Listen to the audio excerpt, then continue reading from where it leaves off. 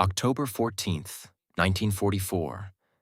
A quiet village called Herrlingen in the hills of southern Germany.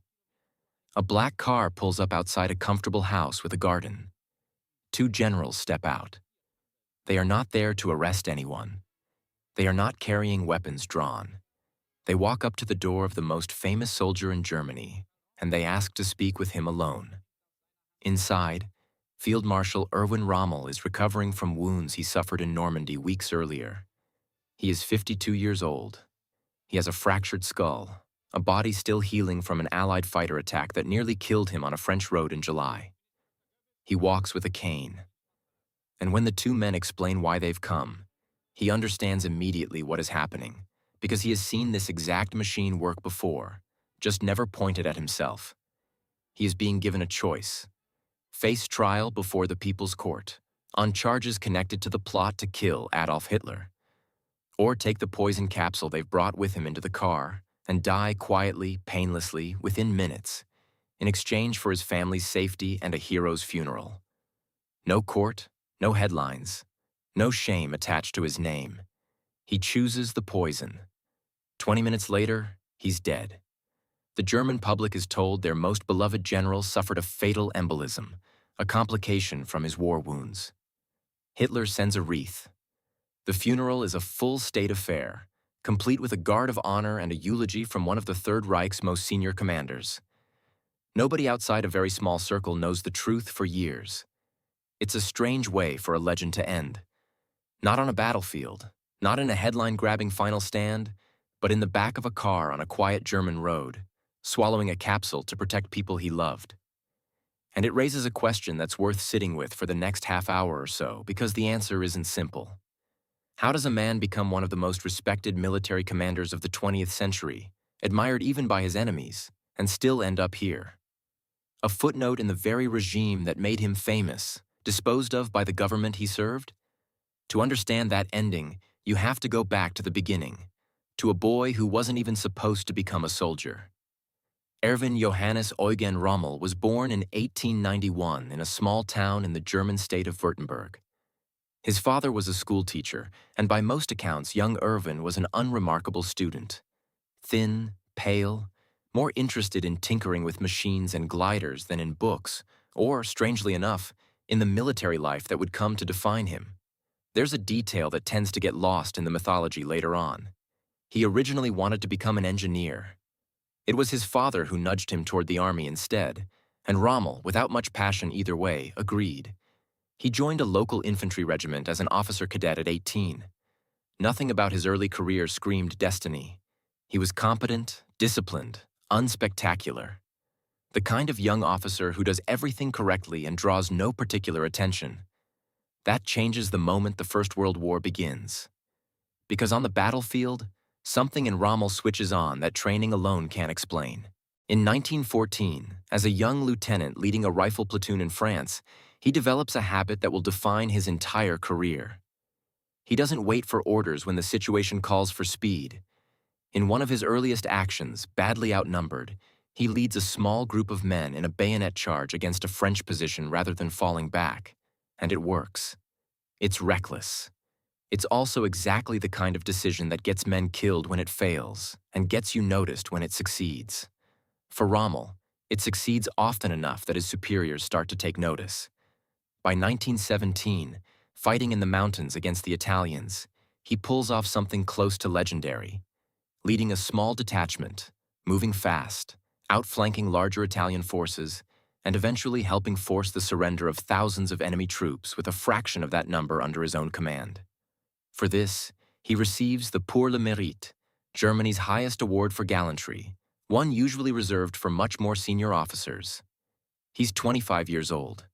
Here's the thing that starts to define him early and never really leaves him. Rommel isn't a general who thinks in terms of grand strategy or sweeping theory. He's a general who thinks in terms of terrain, speed, and the psychology of the enemy in front of him. He wants to know what the man on the other side is afraid of, and then he wants to become that fear before the enemy has time to think clearly. It's an instinct, not a doctrine. And for the next 25 years, that instinct keeps working. After the war, Germany's military is gutted by the Treaty of Versailles, reduced to a shadow of what it was. Most ambitious officers see their careers stall out in this era, stuck training a small peacetime force with no real prospects. Rommel spends much of the 1920s and early 1930s as an instructor, and it's here, almost by accident, that he starts building the reputation that will eventually put him in front of Adolf Hitler himself. He writes a book. It's called Infantry Attacks, based on his own experiences and lessons from the First World War, and it becomes required reading in military academies. Admired for how clearly and practically it explains combat leadership. It isn't philosophy. It isn't politics. It's a manual, essentially, on how to lead men and win small unit engagements. And it's good enough that when Hitler comes to power and starts rebuilding the German military, Rommel's name is already known in the right circles. By the late 1930s, Rommel is commanding Hitler's personal escort battalion, responsible for his security during public appearances and campaign stops. It's a strange assignment for a frontline soldier, but it puts him in close, regular contact with the man who will soon control all of Europe's fate. And Hitler seems to like him, genuinely like him. Not just as a useful officer, but as a kind of ideal. A working-class boy, self-made, brave, untainted by the aristocratic Prussian officer class that Hitler never fully trusted. That relationship, that personal fondness, is about to change the entire trajectory of Rommel's life. When Germany invades France in 1940, Rommel isn't given an elite unit out of pure meritocracy. He gets command of the 7th Panzer Division, partly because he asks Hitler directly for a tank command, and Hitler, who trusts him, grants it, even though Rommel has essentially no experience with armored warfare. It's the kind of decision that could easily blow up in everyone's face. Instead, it becomes one of the most stunning debut performances in modern military history. Rommel drives his division forward so fast, so aggressively, that his own high command frequently loses track of exactly where he is. German war correspondents start calling his unit the Ghost Division, because it seems to appear behind enemy lines before anyone even registers it's moving. He personally rides at the front of his columns, exposing himself to fire in ways that terrify his staff and thrill his troops. There's a moment during the campaign when his tanks push so far ahead of the rest of the German advance that he's effectively operating alone deep in French territory, cut off, resupplying however he can, simply refusing to stop. It works. France falls in 6 weeks. And Rommel, a man who 6 months earlier had never commanded a tank, emerges as one of the breakout stars of the entire campaign. This is the moment the legend really begins. Not the poster-perfect image of the desert commander yet. That's coming. But the underlying formula that will define his whole reputation. Speed over caution, instinct over doctrine, leading from the front instead of directing from a map table 20 miles behind the line. It's thrilling to read about. It's also, if you think about it for more than a few seconds, an incredibly dangerous way to run a war. But in 1940, it looks like genius. And genius is what gets rewarded. Which brings us to North Africa, the campaign that turns Erwin Rommel from a rising star into an international phenomenon, respected by his own government, mythologized by the press, and, this is the part that tends to surprise people, genuinely admired by the very British soldiers he was trying to kill. In early 1941, Italy's campaign in North Africa is collapsing. Mussolini's forces have been humiliated by a smaller British army, and Hitler, worried about losing the entire Mediterranean theater, sends a small German force to shore things up. He puts Rommel in charge of it. It's meant to be a limited defensive commitment. Rommel naturally has other plans. Almost immediately, against direct orders to stay defensive, he launches an offensive with a force that, on paper, shouldn't be capable of one. He understands something his superiors don't fully grasp yet. In the desert, there's no dense terrain to hide behind, no rivers or forests to slow an advance. It's wide open space, and wide open space rewards exactly the kind of fast, aggressive, unpredictable warfare Rommel has been practicing his whole career. Within weeks, he pushes British forces back hundreds of miles, and a legend the press will soon nickname the Desert Fox is born. What made him so effective wasn't just aggression, though. It was deception. Rommel became a master of making a small force look large and a strong force look weak, whichever illusion served him at the moment. He'd have trucks drag branches through the sand to kick up dust clouds that looked like advancing tank columns. He'd order dummy tanks built from wood and canvas, positioned to trick reconnaissance planes into wildly overestimating his strength. British commanders, for over a year, consistently misjudged what they were actually facing. And by the time they figured it out, Rommel had usually already moved somewhere else. There's also something else going on here, something that separates Rommel from most of the other senior commanders of the Third Reich. And it's worth sitting with, because it's part of why his reputation survived the war so much better than almost anyone else in Hitler's officer corps. In the desert, there was no local civilian population to terrorize, no partisan resistance to brutally suppress, none of the racial extermination policies that were, at that exact same time, turning the Eastern Front into one of the darkest chapters in human history. Rommel fought what was, relatively speaking, a conventional war. He generally treated prisoners according to the old rules. British wounded were given medical care. There's a well-documented order he gave, ignoring instructions from Berlin, refusing to execute captured Jewish soldiers serving in British units, a direct defiance of a policy other commanders elsewhere were enforcing without hesitation. None of this makes him innocent. He was a general serving a genocidal regime, benefiting from its resources, praised by its propaganda machine, decorated by its leader.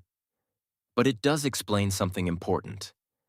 Why, when the war ended, British commanders who had fought against him, men like Bernard Montgomery, spoke of him with something close to professional respect, even affection. Winston Churchill, of all people, stood up in the House of Commons during the war and called him a great general in front of the entire chamber. That's not something you hear said about very many Nazi officers, then or now. But here's where the myth starts to pull away from the man, because Rommel's actual record in North Africa is far messier than the legend suggests. He was a brilliant tactician and a genuinely terrible logistician. He'd push his forces to spectacular victories and then find himself hundreds of miles from his supply lines, out of fuel, out of water, waiting on convoys that British submarines and aircraft were sinking in the Mediterranean faster than Germany could replace them.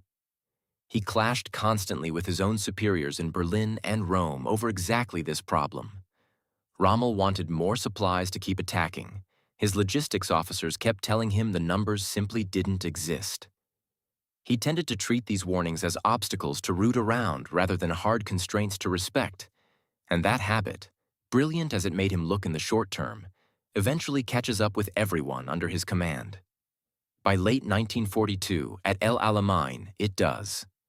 Montgomery, commanding a British Eighth Army rebuilt with fresh troops and overwhelming supplies, grinds Rommel's exhausted, undersupplied force down in a battle of attrition that Rommel's style of warfare was never built to survive. He requests permission to retreat and preserve his army. Hitler, in one of the earliest visible cracks in their relationship, refuses, ordering him to hold the line to the last man. Rommel, watching his army get destroyed for no strategic gain, disobeys and retreats anyway. It's a small moment in a long war, but it matters enormously because it's the first time Rommel, Hitler's golden boy, the general he trusted almost like family, chooses his own men over a direct order from the Führer. That fracture never fully heals. By 1943, North Africa is lost entirely, and Rommel, exhausted and increasingly disillusioned, is pulled back to Europe. And this is where the story gets genuinely complicated, because up to this point, it's tempting to see Rommel as almost a separate category of Nazi general, the honorable one, the clean fighter, the man Churchill respected. That version of the story isn't wrong exactly, but it's incomplete, and the war isn't done complicating him yet. Because in 1944, Hitler gives Rommel one of the most important assignments of the entire war. Prepare the Atlantic Wall, the vast system of coastal defenses along France, for the Allied invasion that everyone knows is coming, but nobody knows exactly where or when. And what Rommel does with that assignment tells you everything about how his mind actually worked. He inspects the defenses and is horrified. Bunkers half-built, minefields with a fraction of the mines they need, beach obstacles that look impressive in photographs and mean almost nothing in practice. He throws himself into fixing it with the same relentless energy he brought to the desert, touring the coastline personally, driving his engineers to work faster, ordering millions of additional mines and obstacles laid. It's an enormous undertaking, and by June of 1944, the defenses are dramatically stronger than they were when he arrived, though still, in his own private assessment, nowhere near strong enough. But the more interesting story here isn't about concrete and steel. It's about a disagreement over strategy that puts Rommel directly at odds with almost every other senior commander in the West, including his own superior. Rommel believes, correctly as it turns out, that whenever the Allied invasion comes, it has to be stopped on the beaches, in the first hours, before troops can establish a foothold. He's seen Allied air power in North Africa. He knows that once the invasion force gets inland, German reinforcements moving up in daylight will be shredded from the air before they even reach the front. His solution is to keep the panzer divisions close to the coast, ready to counterattack immediately. Other German commanders disagree, arguing the panzers should be held back in a central reserve, ready to strike wherever the main Allied thrust turns out to be, once it becomes clear. It's a real, legitimate strategic debate, and it never gets fully resolved. The compromise that emerges leaves the panzer divisions neither close enough to the coast to react instantly, nor centralized enough to strike decisively. The worst of both approaches. And on June 6, 1944, when the invasion finally comes, that unresolved argument turns out to matter enormously. Rommel isn't even in France when it happens. He's back home in Germany, celebrating his wife's birthday, having judged, reasonably based on the weather forecasts and tidal conditions, that an invasion in early June was unlikely. It's one of the great ironies of his career. The general obsessed with speed, with being where the action is, misses the single most important day of the entire war on the Western Front, sitting in his own living room. By the time he races back to France, the Allies are already ashore, and everything he predicted about air power crushing German reinforcements is happening exactly as he feared. Over the following weeks, he watches his forces bleed out under a level of Allied air dominance that makes any kind of the fast, aggressive maneuvering that built his entire reputation essentially impossible. His tanks can't move in daylight without being destroyed from above. His trusted formula, speed, deception, striking before the enemy expects it, simply doesn't function against an enemy that owns the sky. For the first time in his career, Rommel is trapped in a battle he cannot win through brilliance, and he knows it. And this is where you start to see the real man underneath the propaganda image most clearly, because Rommel begins telling people, including officers close to Hitler, that the war in the West is lost. Not difficult, not challenging, lost. He starts pushing, quietly at first and then less quietly, for some kind of negotiated end to the fighting before Germany is completely destroyed. This is a staggering thing for one of Hitler's most publicly celebrated generals to be saying out loud in the summer of 1944 to anyone who'll listen. It's also around this time that Rommel's name gets tangled up in something far more dangerous than strategic disagreement: the conspiracy to assassinate Hitler. How deeply involved Rommel actually was remains genuinely disputed by historians even now, decades later, and it's worth being honest about that uncertainty rather than smoothing it over. What's clear is that some of the officers plotting against Hitler believed Rommel's enormous public popularity would be valuable if the coup succeeded. Someone the German public and the Western Allies might actually trust to negotiate an end to the war. What's far less clear is whether Rommel actually agreed to participate, or simply knew vaguely that something was being discussed and didn't report it, which under Nazi law was itself a capital offense. Some accounts suggest he opposed assassination specifically, preferring Hitler be arrested and put on trial instead of killed, believing a dead Hitler would create a martyr. Other accounts are murkier still. What we do know is what happened to him afterward, and we already saw it at the very start of this story. On July 20th, 1944, a bomb goes off in Hitler's headquarters. Hitler survives. The purge that follows is brutal and far-reaching, and it eventually, whether through actual evidence or simply suspicion and paranoia, points at Rommel. Which brings the story full circle. Back to that quiet house in Herrlingen in October. Back to the black car and the two generals at the door, and the choice that wasn't really a choice at all. It's worth pausing before we get to the very end to ask why it mattered so much to Hitler's regime that Rommel's death be disguised. Why not simply arrest him, put him on trial like so many others swept up in the purge? The answer says almost everything about who Rommel had become by 1944. He wasn't just a general anymore. He was, in a very real sense, a brand. The most famous, most publicly beloved military figure the regime had. His face had been on the cover of Time magazine years earlier. British soldiers had genuinely admired him. German civilians trusted him in a way they didn't trust most of the party's senior figures. Putting him on trial for treason, in open court, in front of journalists, risked shattering something the regime desperately needed intact. The image that this war still had honorable men fighting it, that Germany's cause wasn't purely the monstrous thing the Allies said it was.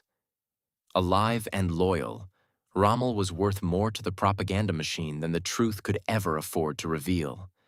So they let him choose the quiet way out. And he took it.